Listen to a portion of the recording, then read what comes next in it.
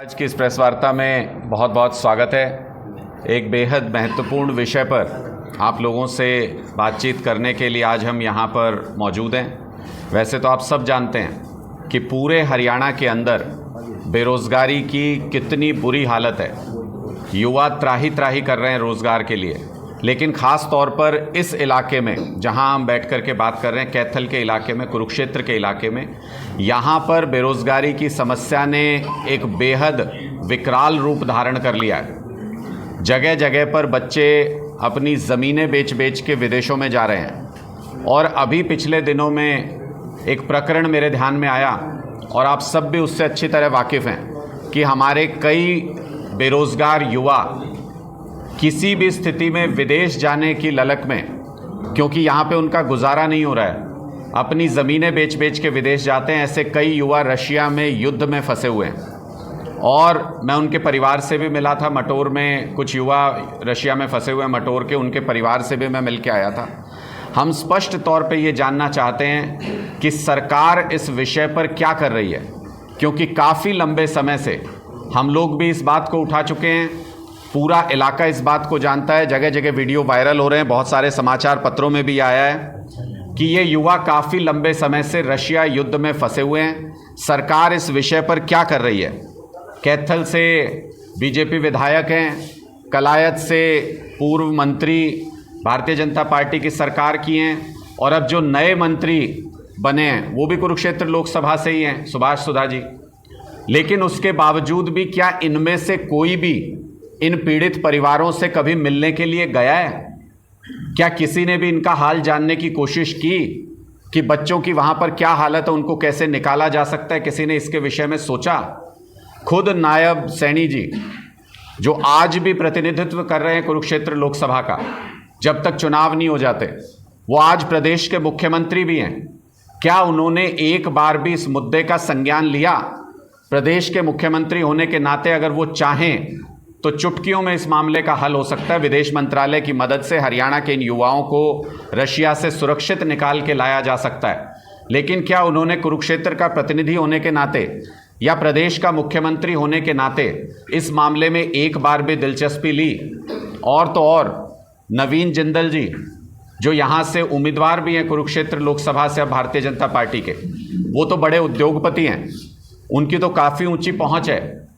वो तो प्रधानमंत्री जी को भी अच्छे से जानते हैं। प्रधानमंत्री जी से जब अपने कोयले के दाग धुलवा सकते हैं, तो फिर विदेश में फंसे हुए इन युवाओं को वापस लाने के लिए उनसे अपील क्यों नहीं कर सकते? उनकी तो बात ज़रूर सुनेंगे, उनकी पहुंच बहुत ऊपर तक है। क्या उन्होंने इन परिवारों से मिलने की कोशिश की, इन युवाओं के हालचाल जानने की कोशिश की, इनको वहाँ से सुरक्षित निकालने की कोशिश की? ये हमारा सवाल है कि क्या भारतीय जनता पार्टी सिर्फ और सिर्फ सत्ता करना और सत्ता के लिए वोट मांगना जानती है? क्या दुख सुख का भागीदार भारतीय जनता पार्टी का कोई भी नेता किसी भी स्तर पर इन युवाओं के साथ नहीं बनेगा? ये समस्या बेहद विकराल रूप धारण करती जा रही है। मैं पहले भी इन बच्चों के परिवार से मिला था, हमने पहले भी इस मुद्दे को उठाया था, लेकिन ये देखते हुए कि भारतीय जनता पार्टी ना प्रदेश के स्तर पे, ना सांसद के स्तर पे, ना उम्मीदवार के स्तर पे, ना मंत्री, ना विधायक के स्तर पे, ना प्रधानमंत्री के स्तर पे, अगर कोई भी इसमें कोई दिलचस्पी नहीं ले रहा है भारतीय जनता पार्टी से, मैं आज इस विषय पर विदेश मंत्री और प्रधानमंत्री को चिट्ठी लिख रहा हूँ कि हरियाणा के ये युवा काफ़ी लंबे समय से विदेश में फंसे हुए हैं, गंभीर हालत में हैं, युद्ध में इनको ज़बरदस्ती धकेला गया है। इनको सुरक्षित वापस लाना भारतीय जनता पार्टी सरकार की जिम्मेदारी है। और जब चुनाव आचार संहिता के दौरान भारतीय जनता पार्टी ईडी और सीबीआई जैसी एजेंसियों का प्रयोग करके जब विपक्ष के नेताओं को जेल में डाल सकती है, तो क्या विदेश में फंसे हुए अपने युवाओं को वापस नहीं ला पाएगी भारतीय जनता पार्टी की सरकार?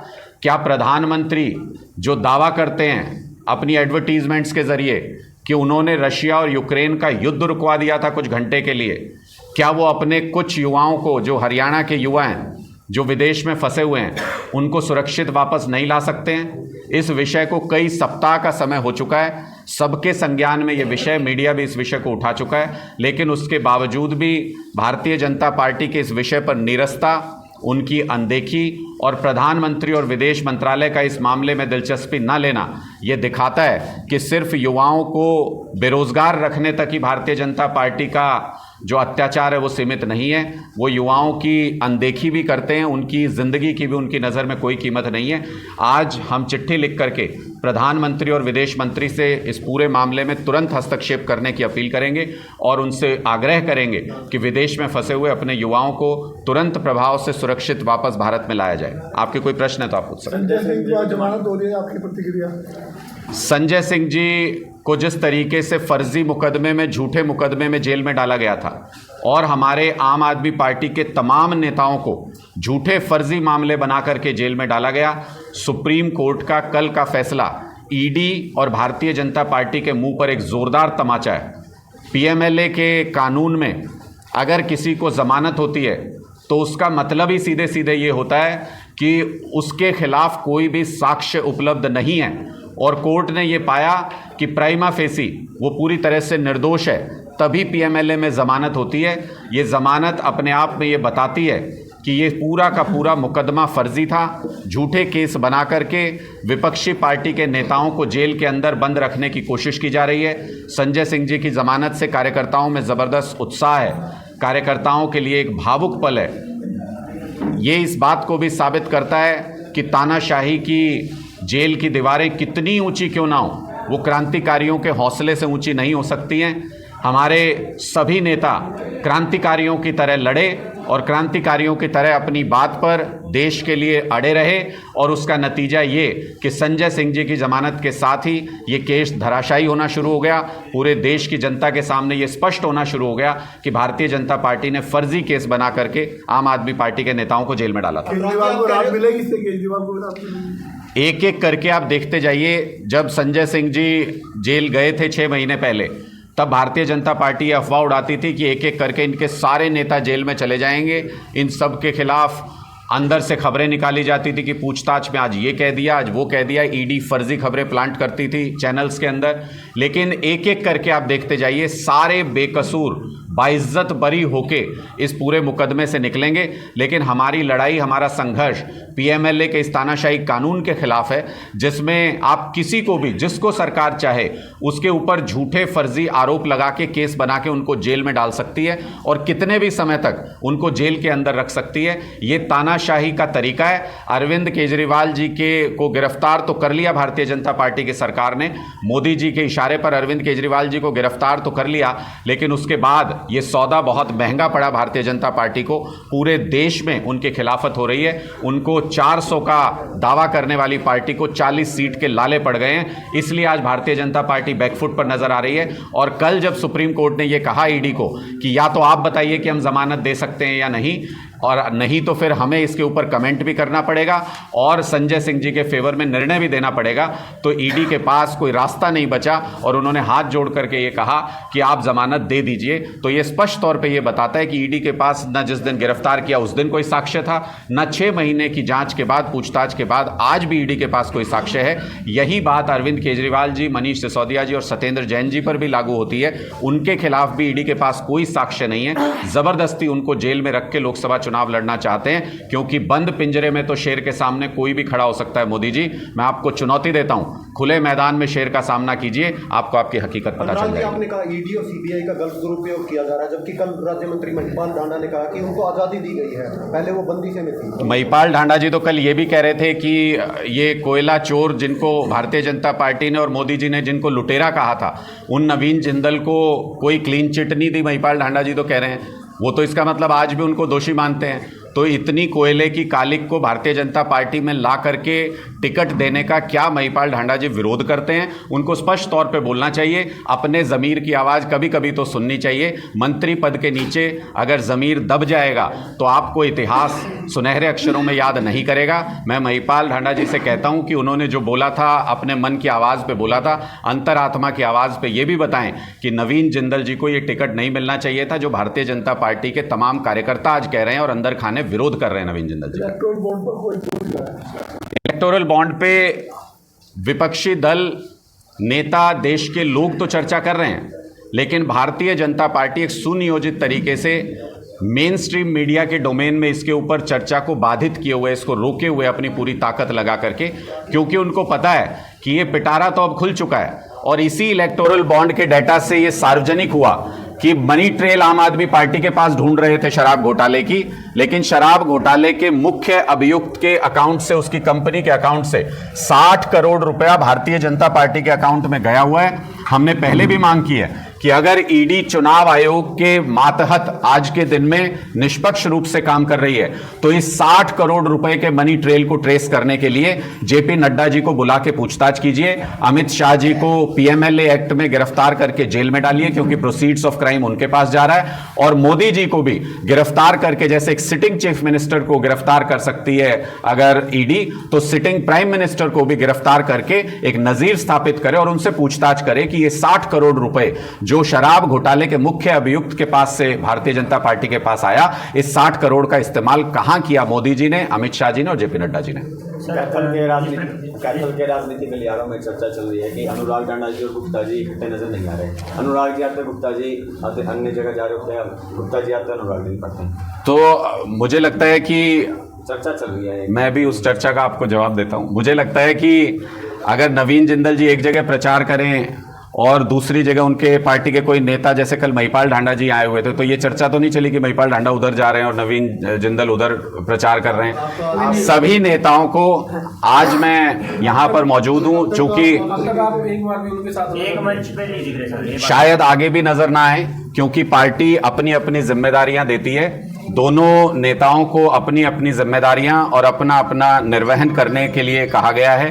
हम उस प्लान को, जैसे आज सुशील गुप्ता जी अपने पब्लिक मीटिंग्स कर रहे हैं और मैं यहाँ संगठन में चर्चा करने के लिए और संगठन को इस पूरी मुहिम के लिए तैयार करने के लिए, फीडबैक लेने के लिए आज यहाँ पर संगठन की बैठक ले रहा हूँ। सबकी अपनी अपनी जिम्मेदारियां हैं। आम आदमी पार्टी में आप लोग कयास लगाते रहिए। आम आदमी पार्टी में आज तक सिर्फ एक ही गुट हुआ है, वो अरविंद केजरीवाल जी का गुट है। ना हम लोग यहाँ पर किसी सत्ता संघर्ष के लिए आए, ना हम लोग यहाँ पर किसी पद के लिए आए। हमारा एक ही लक्ष्य है, अगर यहाँ से डॉक्टर सुशील गुप्ता जी चुनाव लड़ रहे हैं और उनको अरविंद केजरीवाल जी ने टिकट दिया है, तो इसका मतलब अरविंद केजरीवाल जी कुरुक्षेत्र लोकसभा से चुनाव लड़ रहे हैं। तन मन धन पूरी ताकत लगा देंगे, अपनी गर्दन कटवाने के लिए भी तैयार हैं। पूरा दम लगा के इस सीट से नवीन जिंदल जी का बोरिया बिस्तरा समेट के भेजेंगे। जितनी तेजी से वो भारतीय जनता पार्टी में शामिल हुए थे, उससे ज्यादा तेजी से उनको हरा करके कुरुक्षेत्र से रवाना करेंगे। एक मंच पे दिखेंगे सर, एक मंच पे दिखेंगे। जब जब पार्टी का कोई प्रदेश स्तरीय कार्यक्रम होगा, जैसे आगे भगवंत मान जी भी यहां पर कार्यक्रम करने के लिए आएंगे, संजय सिंह जी भी बहुत जल्दी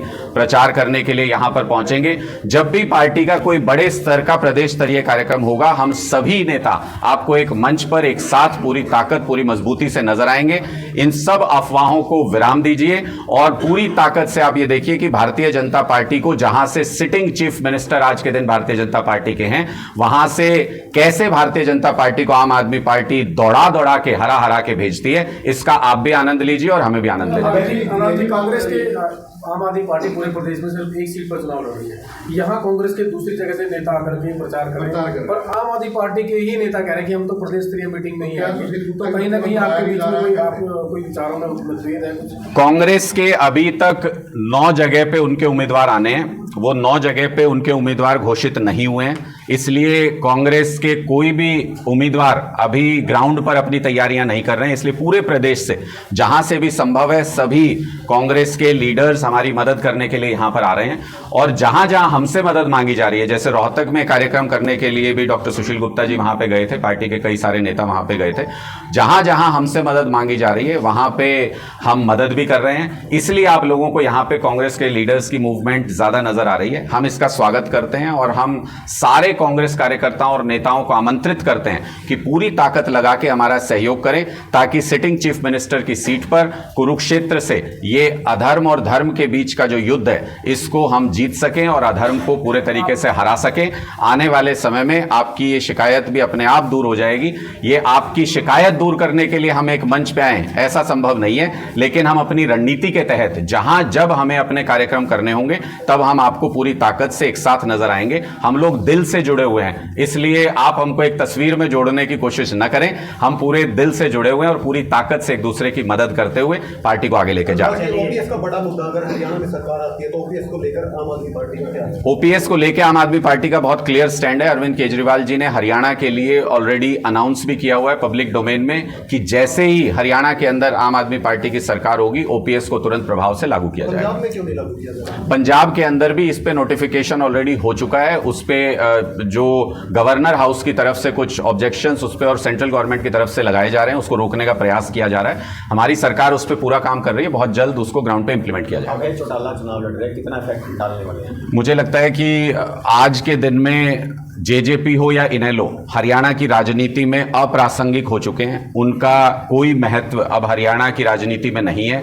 कुछ लोग ये कहने की कोशिश कर रहे हैं कि ताऊ के लाल चुनाव लड़ने कुरुक्षेत्र में आए हैं। मैं उनको स्पष्ट तौर पे कहना चाहता हूं कि ये ताऊ के लाल नहीं है, ये भारतीय जनता पार्टी के दलाल हैं जो वोट काटने के लिए कुरुक्षेत्र लोकसभा से चुनाव लड़ने के लिए पहुंचे हैं। मुझे उम्मीद है कि लोग इस बार इस बात को बहुत स्पष्ट तरीके से समझते हैं कि इंडिया गठबंधन बनने के बाद वोट की सिर्फ दो ही ढेरियां रह गई हैं। एक तरफ अंधभक्त बीजेपी को वोट करें और देशभक्त इंडिया गठबंधन को वोट करें। इसके अलावा कहीं भी अगर कोई वोट को डिवाइड करने की कोशिश करता है तो वो भारतीय जनता पार्टी के इशारे पर उनकी कठपुतली बन के, उनका दलाल बन के भारतीय जनता पार्टी की सेवा कर रहा है। ये कहने में हमको कोई गुरेज नहीं है। जहाँ पे मतलब चर्चा है, थोड़ी सी आपके पीछे फोटो लगी हुई है, दोनों पे टेप है, क्या इनका कुछ असर पड़ेगा?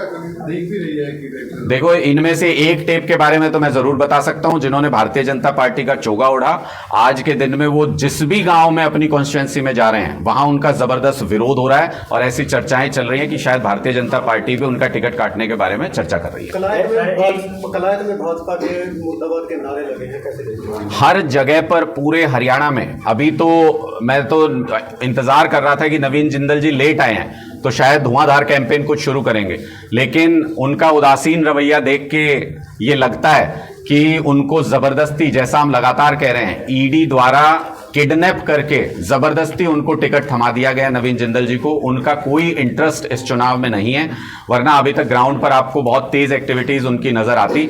जैसे जैसे उनकी गतिविधियां तेज होंगी वैसे वैसे पूरे हरियाणा में उनका विरोध भी तेज होगा। पूरे हरियाणा के अंदर जहां भी भारतीय जनता पार्टी के उम्मीदवार जा रहे हैं, हरियाणा के लोग इस बार तैयार बैठे हैं। जब हरियाणा के लोग उनसे अपनी कुछ मांगने के लिए गए तो उनको लाठियां मिली थी। इस बार जब बीजेपी के उम्मीदवार जब गांव में वोट मांगने के लिए जाएंगे, उनका स्वागत भी गांव के लोग प्यार से करेंगे। एक सवाल करनाल के अंदर विधानसभा चुनाव है, लोकसभा सीटों में बंटवारा हो गया। करनाल के अंदर क्या आम आदमी पार्टी लड़ेगी? मुझे नहीं लगता है कि करनाल के अंदर विधानसभा चुनाव हो सकता है। विधानसभा चुनाव वहां पर नहीं होगा। उपचुनाव का जो ऐलान किया गया है उसको कोर्ट में चैलेंज भी किया गया है कई पार्टियों के द्वारा, कई अलग अलग लोगों के द्वारा।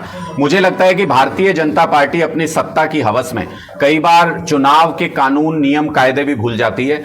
3 महीने के लिए विधायक चुनने का कहीं भी कोई प्रावधान, कोई कानून कहीं पर भी नहीं है। हरियाणा के अंदर भी, पूरे देश के अंदर भी ईसीआई इस बात की इजाजत नहीं देता। जो नोटिफिकेशन हुआ है महाराष्ट्र में भी ऐसा ही नोटिफिकेशन मुंबई हाईकोर्ट ने रद्द किया है। हरियाणा हाईकोर्ट के अंदर उसको चैलेंज किया गया है करनाल उपचुनाव को। मुझे पूरी उम्मीद है कि ये भी नोटिफिकेशन रद्द होगा और करनाल का उपचुनाव नहीं होगा। ये पैसे की वेस्टेज है, ये सत्ता के अहंकार में लोगों के साथ खिलवाड़ है। दिल्ली हाईकोर्ट में PIL लगी है इंडिया नाम का प्रयोग करने पे शब्द पे, उसमें जवाब मांगा गया है सर इंडिया गठबंधन में इंडिया नाम क्यों रखा गया? देखिए, हम तो पहले दिन से ही कह रहे हैं कि भारतीय जनता पार्टी इंडिया से घबराती है। भारतीय जनता पार्टी इंडिया से गद्दारी कर रही है, इसलिए जब इंडिया से उनका सामना होता है तो बौखला जाते हैं। अब इंडिया नाम से भी अगर किसी को परहेज हो जाए, किसी को इरिटेशन हो जाए और वो अपने लोगों को कोर्ट के अंदर भेजे कि भाई इसको चैलेंज करो, इंडिया नाम इस्तेमाल नहीं होना चाहिए। कई मीडिया के साथी भी कहते हैं इंडी अलायंस, तो हम उनको कहते हैं कि भाई एनडी अलायंस यूज किया करो, फिर एनडीए के लिए भी एनडीए क्यों यूज करते हो? तो हमारे नाम से उनको दिक्कत है, हमारे काम से उनको दिक्कत है, देश के लोगों से उनको दिक्कत है। मुझे लगता है बीजेपी का समय आ गया बोरिया बिस्तरा लपेट करके, झोला उठा करके चलने का। बीजेपी का अगर कार्यकाल इतना 9.5 साल तक मुख्यमंत्री रहने के बाद अगर किसी को झोली फैला के वोट मांगना पड़े, इसका मतलब उसने प्रदेश से गद्दारी की है, उसने प्रदेश के लिए काम नहीं किया, उसने युवाओं के लिए काम नहीं किया, उसने महिलाओं के लिए काम नहीं किया, उसने किसी वर्ग के लिए काम नहीं किया। वरना अगर उनके अंदर हिम्मत है, मैं आज भी खट्टर साहब को को चुनौती देता हूं, अगर उन्होंने और भारतीय जनता पार्टी ने 9.5 साल तक काम किया है तो खुल करके ये ऐलान करें कि अगर उन्होंने काम किया हो तो लोग वोट दें, वरना उनको वोट मत दें, जैसे अरविंद केजरीवाल जी बोलते हैं। इतनी हिम्मत भारतीय जनता पार्टी के नेताओं में नहीं है।